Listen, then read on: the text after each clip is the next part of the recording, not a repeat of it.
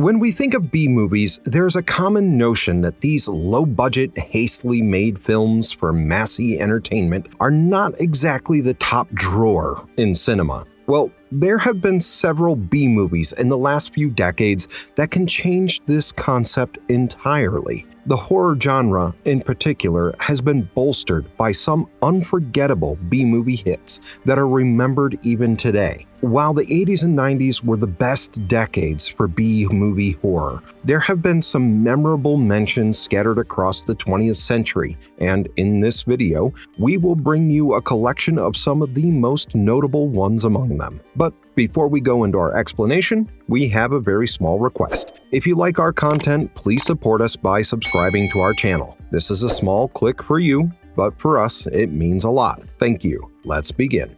ReAnimator, 1985. The movie adaptations of H.P. Lovecraft's works do not always ring a bell with the viewers, but it is not the same with ReAnimator. The story follows the journey of a medical student named Herbert West who finds a way to bring his dead professor back to life. There are some terrible side effects of this process, and it doesn't succeed completely, but it still becomes a notable breakthrough. Later, Herbert joins another university and turns his basement into a lab. Soon, he starts to reanimate more of the dead, from his roommate's dead cat to a random corpse in the morgue. However, when the downsides of bringing back the dead come to the forefront, Herbert West starts to realize that he has chewed off more than he can handle. Is his unique invention actually a curse that only leaves a trail of trouble behind? Those who are familiar with the works of Stuart Gordon are well versed with his credentials as a director, and from his brilliant mind emerged the idea to create such a movie. It is essentially a fun horror flick with loads of campy fun, but the story is far from a weak attempt to put together a film. Jeffrey Combs as Dr. Herbert West is amazing, and even the other cast members are quite decent. The special effects department deserves a special round of applause because they did everything right, from the gallons of fake blood to the remarkable makeup. The gore quotient is quite high for this movie, and from headless corpses to violent murders, the narrative is definitely not for the squeamish. Overall, ReAnimator deserves to be hailed as one of the cult horror classics of all time, and some of the scenes have remained in our minds rent-free. Drome, 1983. The movie is set during the early 1980s in Toronto, and we are introduced to a small UHF television station. The CEO, Max Wren, comes across a program called Max Videodrome, which has no proper format and simply shows victims being violently tortured and killed. Max believes this can be the future of television and a key to better ratings, but what he is yet to know are the details behind the complicated setup. There are wider conspiracies and multiple layers of deceptions that come out with time, and as his hallucinations make him lose track of reality, things become all the more uncertain. What is the dirty secret of Videodrome and the reality behind the dangerous and violent program? If you are a horror and sci-fi movie buff, David Cronenberg is a name that you must know very well.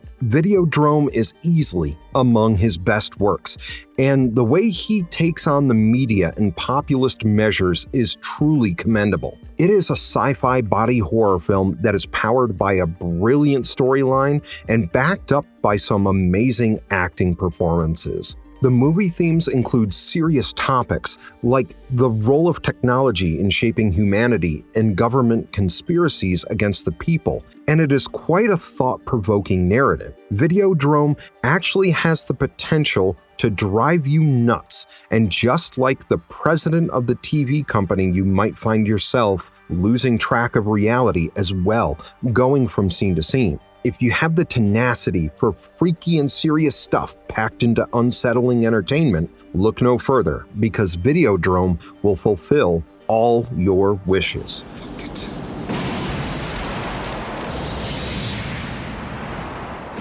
They Live, 1988. This movie by the legendary John Carpenter is based on a short story titled 8 O'Clock in the Morning by Ray Nelson. It all starts off with a homeless man named Nada who comes to Los Angeles looking for a job. He comes across a preacher who appears to be crazy, and the preacher warns him about the rich and powerful who have gained control of humanity. Nada ignores the warnings and finds work at a construction site, and later he retrieves a special pair of sunglasses from a box in the church. The sunglasses make the world appear monochrome, and the biggest revelation for Nada is when he discovers the presence of bug-eyed aliens hiding under a human facade. He starts to realize that the population is largely subdued, and the movie explores the horrors of this bizarre situation where humans live without knowing that they are being controlled. This is often regarded by the movie buffs as one of the coolest movies from the 80s with an original idea.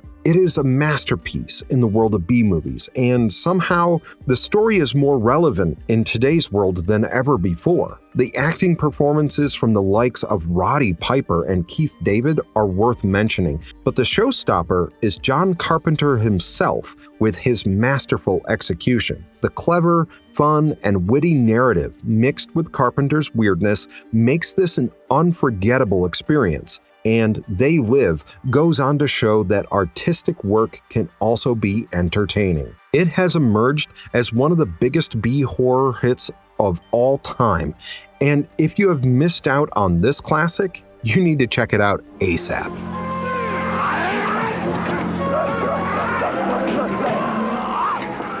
Dawn of the Dead, 1978. The moment you hear about a zombie movie written and directed by George A. Romero, you know you are in for a treat.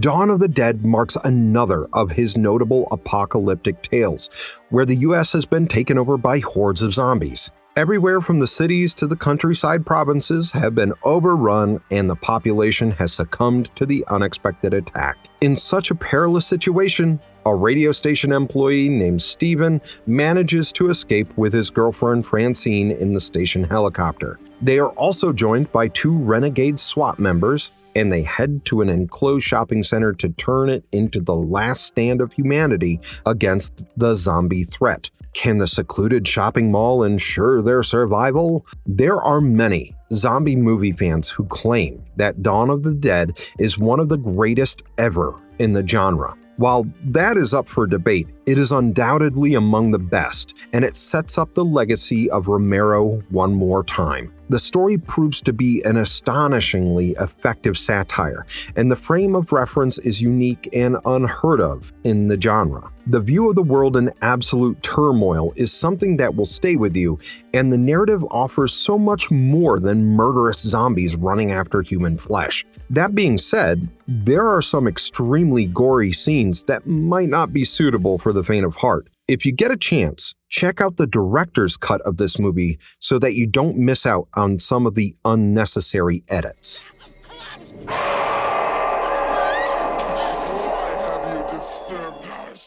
The Evil Dead, 1981. This movie is such a cultural icon that even those who haven't watched the film are familiar with the protagonist, Ash Williams. It starts off with a simple premise, where 5 university students head out to a cabin in the rural regions of Tennessee. The group includes Ash, his girlfriend Linda, her sister Cheryl, and their friend Scott and his girlfriend Shelley. They all ignore a couple of strange instances that should have been enough for regular people to run away. Later, they come across the infamous Naturom de Manto, which is the Sumerian version of the Book of the Dead. They even find a tape recorder that contains the incantations which resurrect a demonic entity. Soon, the demons are released, and as people start to get possessed, it turns into a struggle for survival. Sam Raimi's The Evil Dead may have become a cult classic today, but back when it was made, the budget was no more than any other B-movie, and neither were the expectations. With time, it spawned an entire franchise with 2 direct sequels and a 4th film, which is more of a soft reboot. This horror classic uses the simplest idea in the book and turns it into a masterpiece. It might seem like a generic splatter flick, but the tone of the narrative is pretty serious. The movie also serves as a solid reminder that one doesn't necessarily need a big budget to create an accomplished film. It is technically sound, and even though the effects might look fake by modern standards, they are not laughable. All in all, it is a movie that deserves our love and respect, and of course, a place on this list of memorable B-horror hits.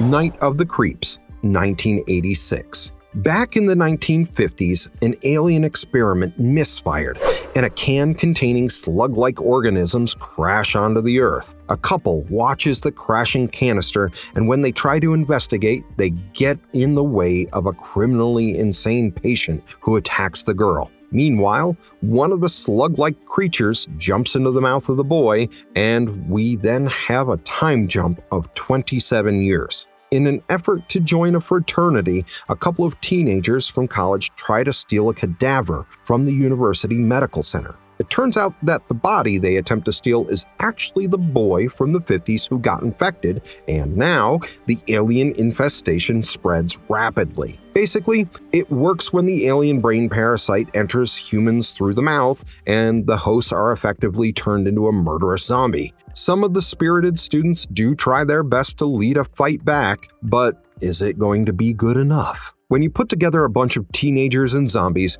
you essentially end up creating a solid entertainer, and that is precisely what Night of the Creeps does. There is no point in taking the story seriously because the makers surely don't, and it is all about the unadulterated fun on offer. The idea is unique, but so is the humor in the plot, and there are plenty of laughs on offer. The opening flashback sequence is nicely filmed, and many other scenes will make you forget that the movie is actually a low-budget venture. The performance of Tom Arkins and his co-stars definitely passes the vibe check, and the 80s dance moves will give you the chills. Those who like B-movies will find this mid-80s hit to be a gem of a silly horror comedy that cannot be missed.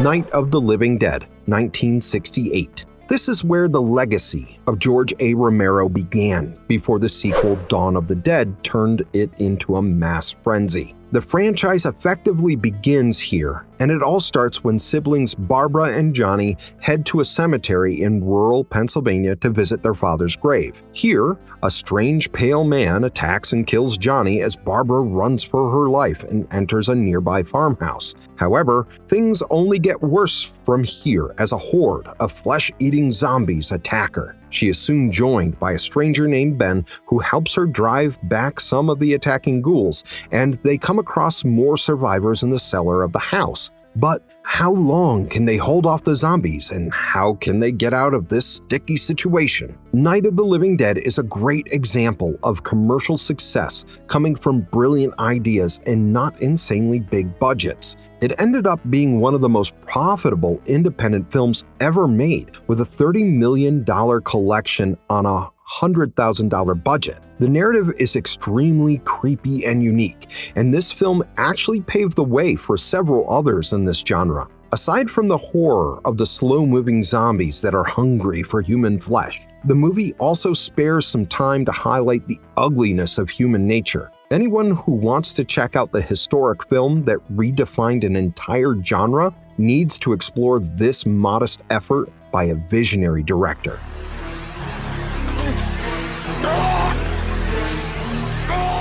Tales from the Dark Side, the movie, 1990. We all love ourselves a genuinely good horror anthology, even if it is a B-movie made on a shoestring budget. Tales from the Dark Side features 3 stories, each of which has a unique way of haunting the viewers. The first story dwells on a vengeful and resentful student named Bellingham, who finds a way to make use of an Egyptian mummy to settle some of his personal vendettas. The next story is about a notorious hitman who is hired to kill a cat. However, this is no ordinary cat, and it has reportedly killed several members of a very wealthy family. The final story captures the unlikely deal between a struggling artist and a demon. In return for the artist's silence after he witnesses the demon commit a murder on the streets, the demon promises him wealth, but the deal might have a dark side to it. The 80s TV series of the same name was so popular that it was only a matter of time before someone tried to make an anthology movie as well. The concept remains the same, and just like Cat's Eye, the movie features 3 terrifying stories. The first one is probably the best of the lot, and even though all 3 stories have some scary bits, they are essentially horror comedies. Many fans regard this as another Creepshow sequel, even though it is not official. The movie does give you the typical Saturday night scarefest, and even though the movie might not be spectacular, it is still worth your time by B-movie standards.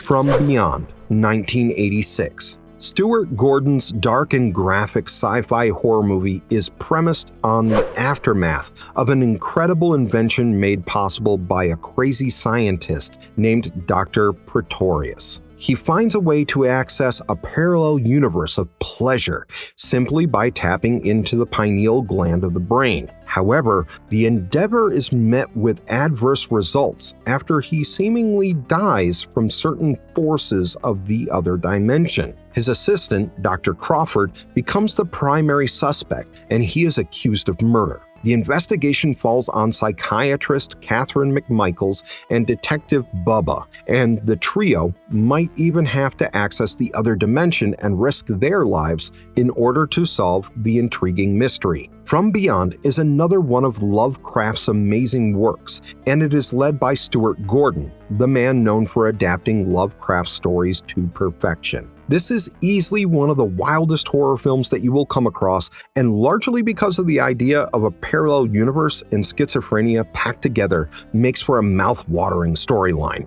Given the budgetary constraints, credit goes to Stuart Gordon for the near-perfect execution. The makeup is done just right, and so are the gore effects. The acting performance of the cast is quite impressive, and the likes of Jeffrey Combs put up quite a show. Barbara Crampton looks absolutely stunning, and from the team of accomplished horror filmmakers comes the weirdness of Lovecraft that everyone needs to check out. Go, Body Snatcher from Hell, 1968. This Japanese sci-fi horror B-movie is one of its kind because of its unique execution. The movie opens up with a hijacking attempt gone wrong, and the flight crashes on a deserted island following an UFO over Japan. Very few survive the crash, but the troubles for the survivors are far from over. It turns out that the UFO had carried into this world some blob-like alien creatures. These deadly aliens infect their victims and turn them into bloodthirsty vampires. As more and more of the survivors fall to this alien threat, it becomes a race against time, with the chances of anyone making it out safe almost negligible. What do you think will happen in this dire situation? The great Quentin Tarantino regards this as one of his favorite movies, so you know that the narrative is top-notch and engaging. The idea of putting together vampires, aliens, and body snatchers all together to tell a thrilling story, and the portrayal is somewhat like a Japanese guilty pleasure with a low-budget production. The tone is definitely that of an adult-oriented horror flick, and it is a pity that we only got to watch a badly dubbed old VHS tape version of the movie. Some have even viewed the movie as a classic anti-war allegory, but we are not too sure if the makers thought so deep into the matter. The intriguing and downbeat ending is sure to give you an adrenaline rush, and the colorful visuals make the overall experience too thrilling to miss out on.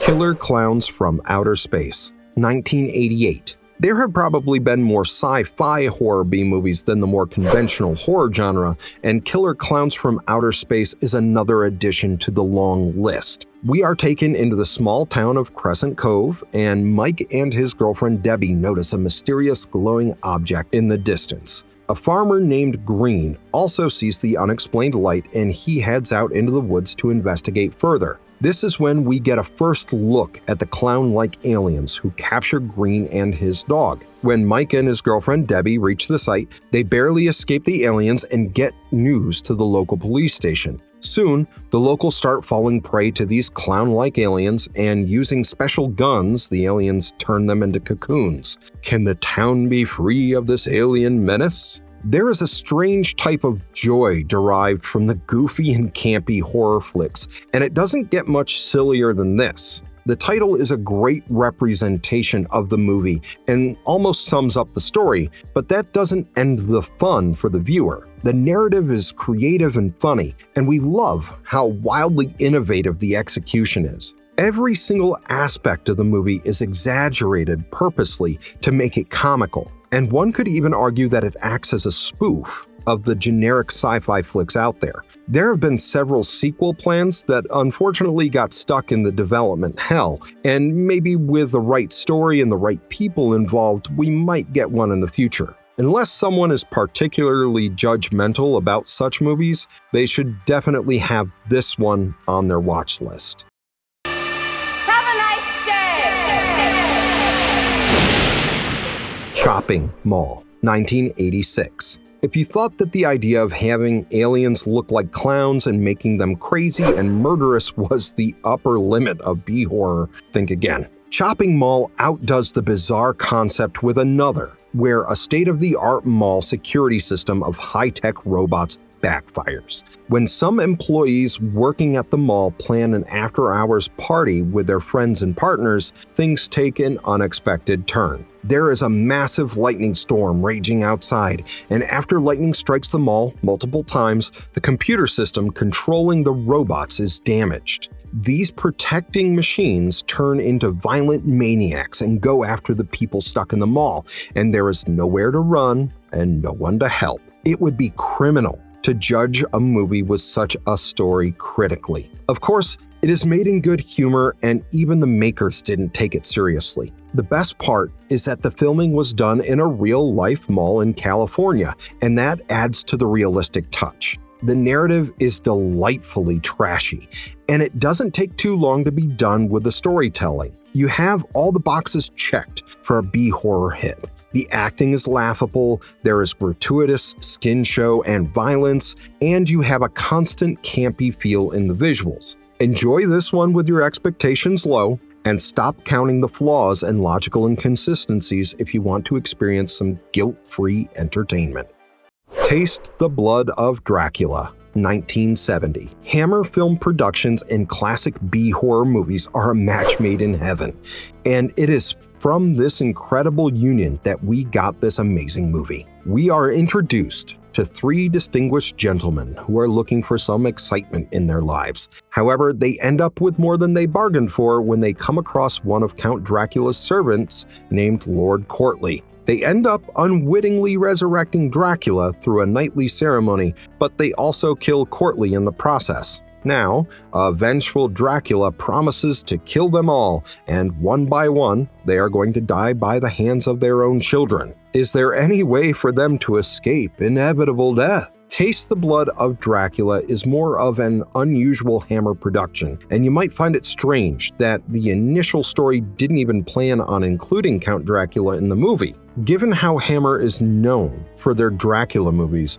we are glad that they decided to go ahead with the tried and tested formula. There are some logical loopholes in the plot, but nothing that will deter you from watching the movie. It is a gorgeous looking film, and the Victorian richness and Gothic beauty makes it extremely stylish. Christopher Lee is impeccable as Count Dracula, and the likes of Jeffrey Keane and Gwen Watford are no less impressive. Overall, this has to be one of the better Dracula movies from Hammer in what is their fifth outing, and it is definitely worth checking out for all the horror fans out there.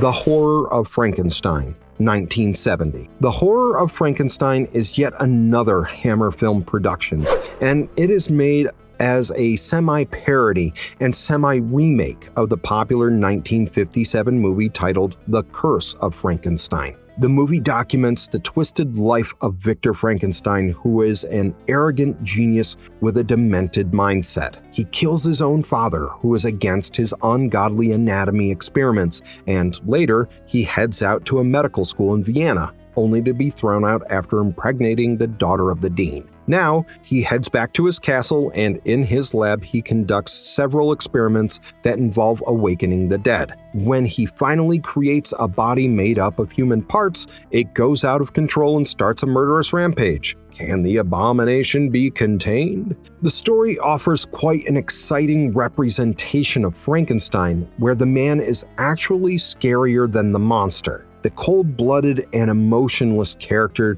that we see is indeed quite haunting, and kudos to Ralph Bates for perfecting the role. The bad reviews for this movie are plentiful, but don't be mistaken by the critical bashing, because the movie promises loads of fun. The added humor works as a charm, and the storytelling is quite effective. The first 2/3 of the film, in particular, will keep your eyes glued to the screen. We do miss Peter Cushing as the evil Frankenstein, but the bold and brassy take on the classic is worthy of respect.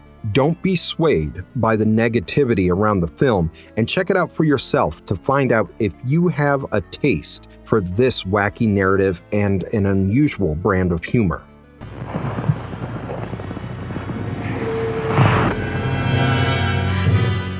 The Haunted Place, 1963. Before the easy thrills of the 80s and 90s B horror flicks took over, the fantasy horror genre was just as popular. The Haunted Place is a reminder of the celebrated gems of this genre, and it tells the story of a vengeful warlock. Back in 1765, the inhabitants of a town suspect the owner of a grand palace named Joseph Curwen to be a warlock, and after a young girl becomes a victim of his strange rituals, they storm the palace and burn Curwen to death. After a century, Curwen's great-great-grandson Charles and his wife inherit the palace and arrive in town. However, when the vengeful Joseph Curwen comes back to haunt the townsmen, there might be a stiff challenge up ahead for young Charles that he isn't prepared for. The direction of Roger Corman might be what makes a rather simple story so engaging, but we aren't complaining. It is essentially an old-fashioned period horror, and it is worth revisiting even today. The atmospheric adaptation of a Lovecraftian classic will please the horror fanatics, and the acting skills of Vincent Price in a dual role seals the deal. Do not be misguided by the Edgar Allan Poe reference, because the story has more in common with H.P. Lovecraft's story than Poe's poem. There are some slight issues with the film, such as the ponderous narrative in the middle and the over-the-top musical score, but these are almost negligible considering the entertainment on offer. Even with a low budget, the visuals are never compromised, and all in all, it is a special effort that deserves to be on your watch list. Hardware, 1990. This British sci-fi horror flick happens to be the directorial debut of Richard Stanley, and he does not disappoint. The talented director, who is also the writer of this film, brings you the tale of an apocalyptic world where a nomadic scavenger stumbles upon a buried robot. He picks up the pieces, and before you know it, a destructive chain reaction unfolds. The robot gets a new life thanks to a couple who revive the machine, but they are completely unaware of the real secret of the robot. It turns out that the robot was designed back in the day to kill humans, and it might just have retained its old habits in this harsh new world. When the deadly cyborg completes its rebuilding process and goes on a rampage, who will be courageous enough to stop it? The story might sound a tad bit outrageous, but we promise you that it is actually a very cool sci-fi horror flick. There might not be any catchy aliens or otherworldly threats, but the murderous cyborg is enough to strike fear. The post-apocalyptic landscape has been created beautifully, and the atmospheric narrative is the real showstopper of the movie. If we have to pick flaws, the acting performance is probably the sore thumb, and the pacing could have been slightly faster to make things more interesting. That being said, The futuristic approach, solid execution, and an ambitious, low-budget vision makes this a cult classic that is capable of blowing your mind even after 3 decades.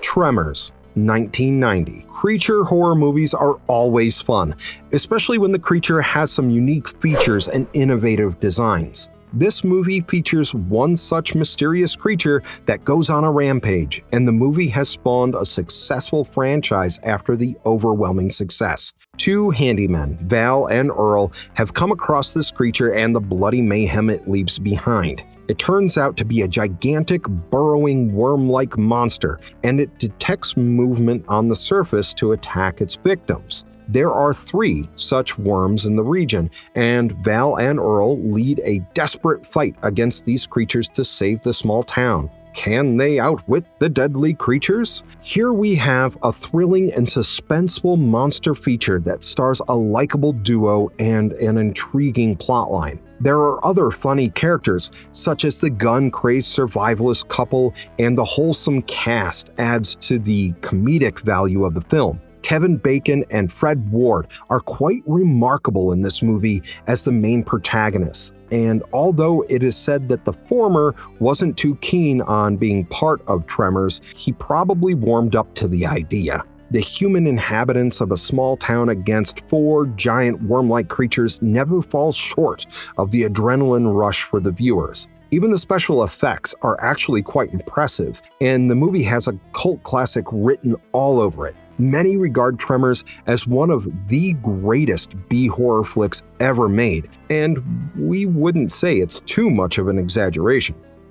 From Dusk Till Dawn, 1996. Early into the movie, we are introduced to 2 brothers, Seth and Richie Gecko, who are robbers and do not shy away from killings as well. They take people hostage to get out of tricky situations, and using a pastor named Jacob and his teenage children, they get across the Mexican border. However, the troubles for the Gecko brothers are far from over, and they now discover during an unexpected bar fight that they have stumbled upon a den of bloodthirsty vampires. The gang of vampires will stop at nothing, and the brothers and their new human allies have their work cut out for them against this superior force. From Dusk Till Dawn offers a thrill ride that is quite enjoyable even if it takes some time for you to figure things out. The narrative is tacky, but that is what makes it fun, although we would have loved a better ending. The film is overly violent at times, but the action sequences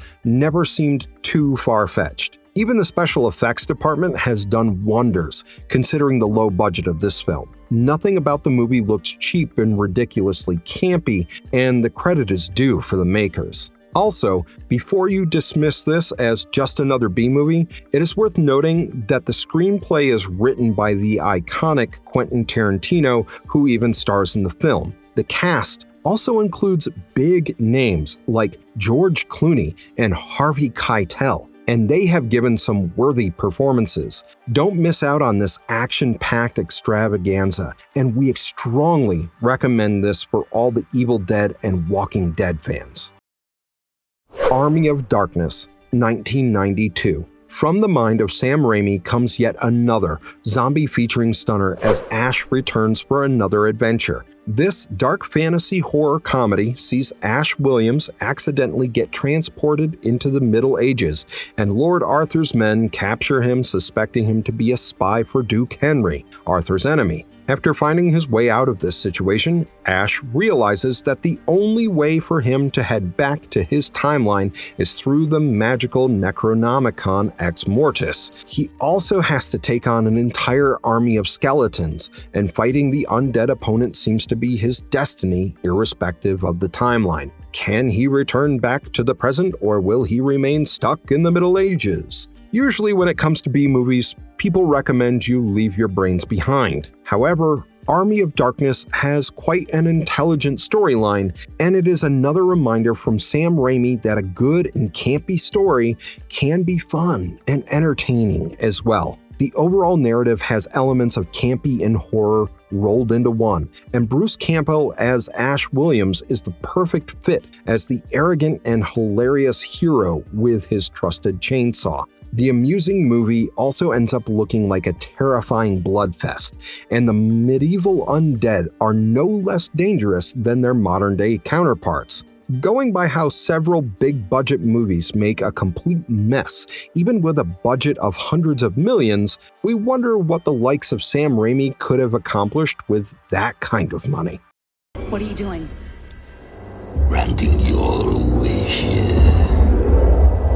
Wishmaster, 1997. We don't get enough horror flicks about jinns, let alone B-horror movies, and Wishmaster is one of the rare American movies on this subject. The story involves a jinn that has been awakened and will now grant 3 wishes. However, there is a catch, and the 3rd wish will actually free legions of jinn on Earth. After a quick flashback to the 12th century, when a Persian emperor got caught up in the conspiracies of a jinn, we are brought back to present-day America. The jinn is released and soon begins its twisted wish-granting, where healing someone from physical pain means killing him. It wishes to take over the world, but can it be restricted by restricting its 3rd wish-granting trick? Those who are worried that you are walking into just another B-movie can rest easy, because the story has lots of depth. We do get some cheesy dialogues, but that is the only campy thing about this film. The gore effects have not been compromised, and you will experience some heavy violence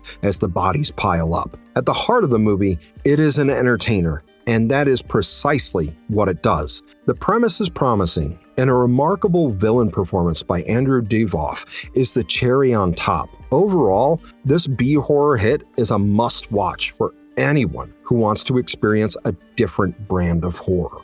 Marvelous Verdict, a lost art form that deserves to be cherished. When we suggest that B-movies have become a lost art form of late, we mean it. Of course, there are still plenty of catchy, low-budget efforts doing the rounds, but the impact of the stories is just not the same. We do get a memorable B-movie once in a while, but the frequency has gone down considerably. Maybe it has something to do with the choices of people, because nowadays the audience is not easy to please and no one is happy with the simplistic form of entertainment. Of course, it doesn't help the cause of B-movies that people take offense a lot easier than before. Thus, the movies that we have listed out in this video and many more are going to be great assets for the future, because they are going to remind us of the simpler times when cinema was not so complicated. We would love to hear your thoughts on B-movies, especially from the horror genre. And don't forget to tell us in the comments below about your favorite ones on the list. But